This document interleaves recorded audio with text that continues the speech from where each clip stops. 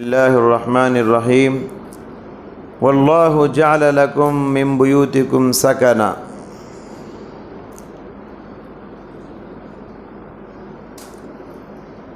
تعریف اللہ تعالیٰ کے لیے ہے جس نے ہمیں تراویح کی نماز با جماعت ادا کرنے کی توفیق عطا فرمایا۔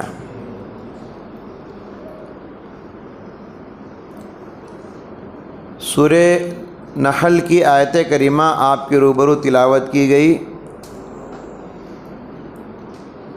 سورہ نحل ایک ایسی سورت ہے جس میں اللہ تعالیٰ نے بے شمار نعمتوں کا ذکر کیا ہے، اسی لیے اس سورت کا دوسرا نام ہے سورۃ النعم، نعمتوں والی سورت۔ انہی نعمتوں میں سے ایک نعمت کا ذکر اس آیت کریمہ میں کیا گیا ہے، وہ ہے واللہ جعل لکم من بیوتکم سکنا۔ اللہ تعالیٰ نے تمہارے لیے جو گھر بنایا ہے وہ سکون کا ذریعہ ہے۔ اس آیت کی روشنی میں بتانے کی کوشش کروں گا کہ ہمارے گھروں کو ہم اسلامی گھر کیسے بنائیں، گھروں میں سکون کیسے آئے، ہمارا گھر کیسے ہونی چاہیے۔ یاد رکھیے، گھر جو ہے گارے اور چونے کا نام نہیں، اینٹ اور پتھر کا نام نہیں۔ گھر میں سکون آتا ہے رب العالمین کی بندگی اور گھر میں اللہ کی عبادت ہونے سے۔ سب سے پہلے ہم یہ دیکھتے ہیں گھر اللہ کی نعمت ہے، اس آیت میں بتایا، اور نبی کریم صلی اللہ علیہ وسلم نے بھی فرمایا 4 چیزیں جس آدمی کے پاس ہو وہ سعادت مند آدمی ہے، خوش نصیب آدمی ہے۔ کہا من سعادت المرء المسکن الواسع، آدمی کی خوش بختی ہے جس آدمی کا گھر کشادہ ہو، جس آدمی کا گھر کھلم کھلا ہو، چوڑا ہو، کشادہ ہو۔ اس کے لیے، اس کے بچوں کے لیے، آنے والے مہمانوں کے لیے بہترین گھر ہے آدمی کے پاس تو سمجھیے کہ خوش نصیب آدمی۔ اور دوسری بات، گھر اچھا ہے، والمرأة الصالحہ، گھر والی اچھی ہو، یہ بھی خوش نصیب ہے۔ گھر اچھا ہے، گھر والی یعنی بیوی نیک ہو، بیوی نمازی ہو، بیوی متقی ہو، بیوی شوہر کی اطاعت گزار ہو، بیوی بچوں کی اچھی تربیت کرتی ہو، خوش نصیب آدمی ہے وہ۔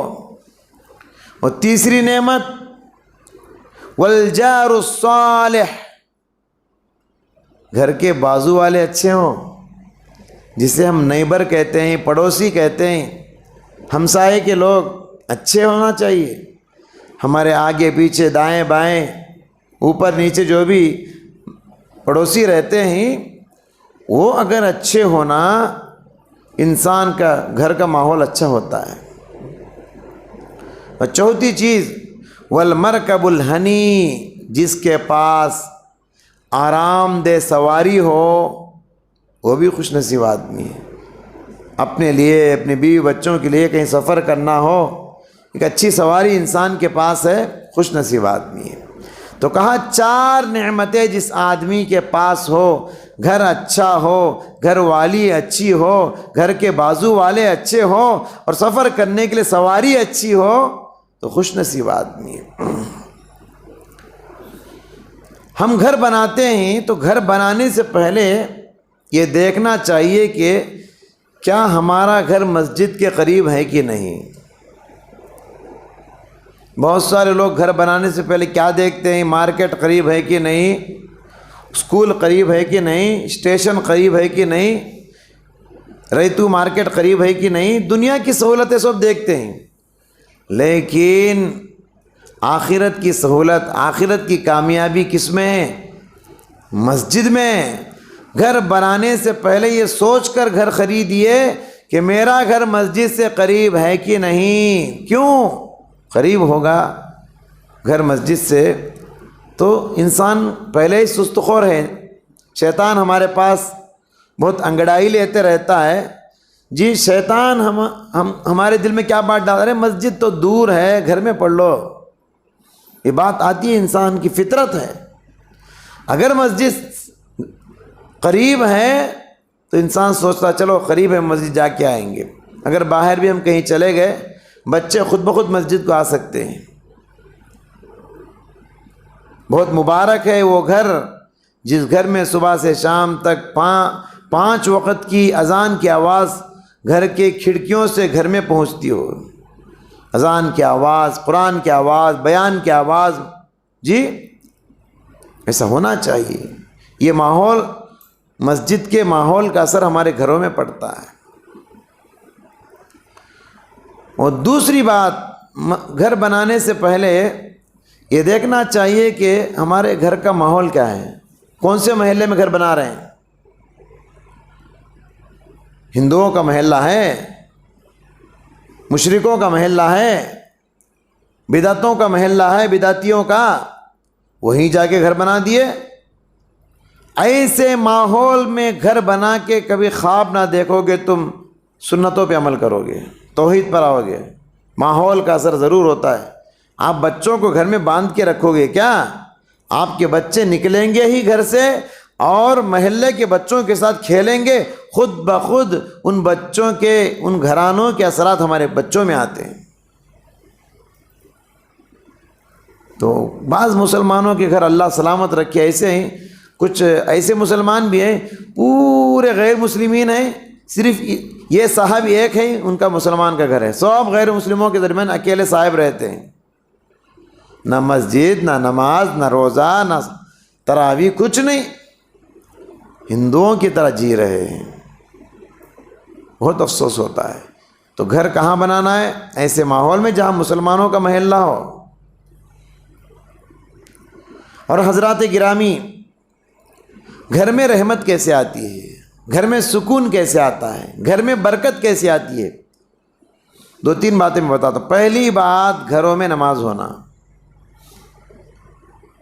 پیارے نبی صلی اللہ علیہ وسلم نے فرمایا کہ جب تم مسجد میں فرض نماز ادا کر لو تو اپنی کچھ نماز باقی رکھو تاکہ گھر جا کے ادا کرو.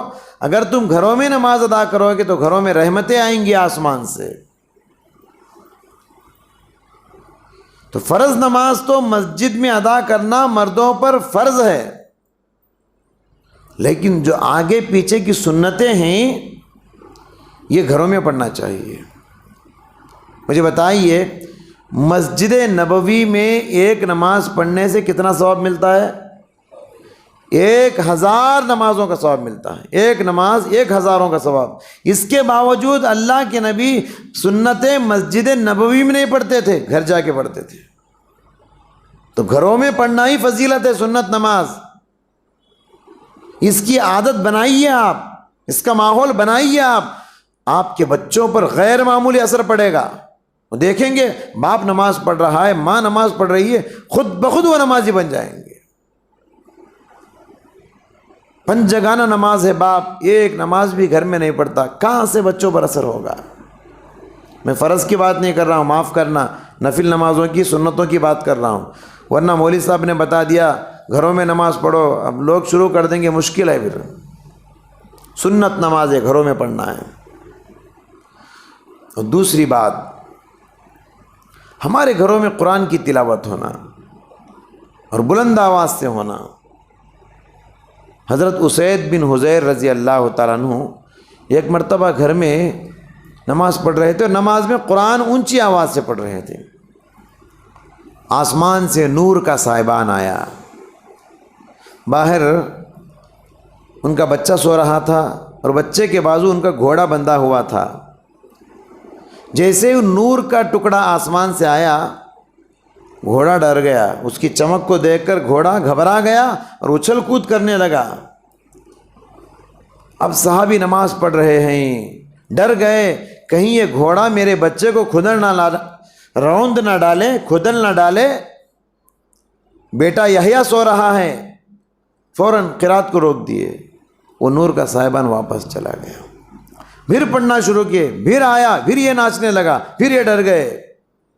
اس طرح 2-3 مرتبہ ہوا۔ صبح ہوئی تو پیارے نبی کو رات کا قصہ سنایا۔ پیارے نبی نے فرمایا تلک الملائکہ دنت لصوتک، اسید جانتے ہو وہ نور کا صاحبان کیا ہے؟ وہ نور فرشتے تھے جو تمہاری تلاوت کو سننے کے لیے آئے تھے، تمہارے گھر آئے تھے، فرشتے مہمان بن کے تمہارے گھر کو آئے تھے۔ اگر تم اپنی قرات کو صبح تک جاری رکھتے، مدینے کے سارے لوگ ان فرشتوں کو دیکھ لیتے۔ تو معلوم کیا ہوا؟ گھروں میں فرشتے کب آتے ہیں؟ جب آپ گھر میں قرآن پڑھتے ہیں۔ زمانہ ہو گیا ہمارے گھروں میں قرآن پڑھ کے، بعض گھرانے ایسے ہیں کہ جمعہ قرآن پڑھتے ہیں، پھر بھی ٹھیک ہے۔ بعض گھر تو اللہ سلامت رکھے رمضان میں قرآن کھولتے ہیں، اس کے بعد جزدان میں لپیٹ کے طاقوں میں سجاتے ہیں، پھر رمضان تک نہیں کھولتے۔ ایسا نہیں ہونا چاہیے۔ گھروں میں روزانہ پابندی سے کم 5 منٹ قرآن پڑھیے، فرشتے آئیں گے، رحمتوں کو برکتوں کو لے کر آئیں گے فرشتے، آپ کو دعائیں دے کر جائیں گے فرشتے۔ کتنا مبارک ہے آپ کا گھر، آپ کے گھر میں فرشتے آ رہے ہیں۔ وہی اگر قرآن نہیں پڑھیں گے گھر میں، بھی شیاطین آئیں گے، یہ بھی یاد رکھ لیجئے۔ شیطان ہمارے گھروں میں بسیرا کریں گے، اور شیطان آئیں گے تو گھروں میں کیا ہوگا؟ لڑائی جھگڑے فتنے فساد بے برکتی، یہ سب ہوگی۔ فرمایا لا تجعلوا بیوتکم مقابرا، لوگوں اپنے گھروں کو قبرستان نہ بناؤ۔ فإن الشیطان ينفر من البیت الذی تقرأ فی سورۃ البقرہ، اس لیے کہ اس گھر سے شیطان بھاگ جاتا ہے جس گھر میں سورہ بقرہ کی تلاوت ہوتی ہے، قرآن کی تلاوت ہوتی ہے۔ تو شیاطین کو قرآن کے ذریعے سے بھگائیے، جنات کو بھگائیے، روزانہ قرآن پڑھیے گھروں میں۔ اور کیا فرمایا؟ جس گھر میں قرآن کی تلاوت نہیں ہوتی اس گھر کو کیا فرمایا؟ قبرستان۔ ہاں، قبرستان کس کو کہتے ہیں؟ جس گھر میں نماز نہیں، قرآن نہیں، کچھ نہیں۔ یاد رکھیے، گھر ماربل ڈالنے سے گھر میں سکون نہیں آتی۔ صحابہ کے زمانے میں کیسے گھر تھے؟ کچے مکان، کچی دیواریں، چھت بھی کوئی ایسا کہ رات میں ستارے نظر آتے تھے گھروں میں سے، بارش ہوتی تو گھر میں کیچڑ ہو جاتا۔ ایسے کچے مکان صحابہ کے، لیکن ایمان کتنا مضبوط تھا۔ کیسے ان کے گھر تھے صحابہ کے؟ کوئی ماربل نہیں، کوئی ٹائلز نہیں، کوئی گرانیٹ نہیں، کوئی پکا سلاب نہیں، چھوٹے چھوٹے گھر۔ سبحان اللہ، کیسا ایمان تھا گھروں میں۔ مدینے میں کوئی جیل خانہ نہیں تھا، تو جنگوں میں جو قیدی آتے تھے، اللہ کے نبی کیا کرتے تھے؟ ان قیدیوں کو مسلمانوں کے گھروں میں قید کرتے تھے۔ تمہارے گھر میں 2 قیدی، تمہارے گھر میں 4 قیدی، تمہارے گھر میں 1 قیدی۔ اور تاریخ گواہ ہے، یہ قیدی مسلمانوں کے گھروں میں رہے، صحابہ کے اخلاق کو، صحابہ کے ایمان کو اور ان کی تلاوت کو سنے، 90% قیدی مسلمان ہو گئے۔ گھروں کا ماحول ایسا تھا۔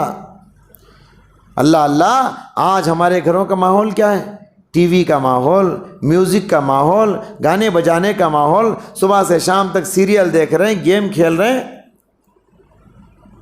ایک زمانہ تھا صحابہ گزرتے تو گھروں سے قرآن کی آواز آتی تھی۔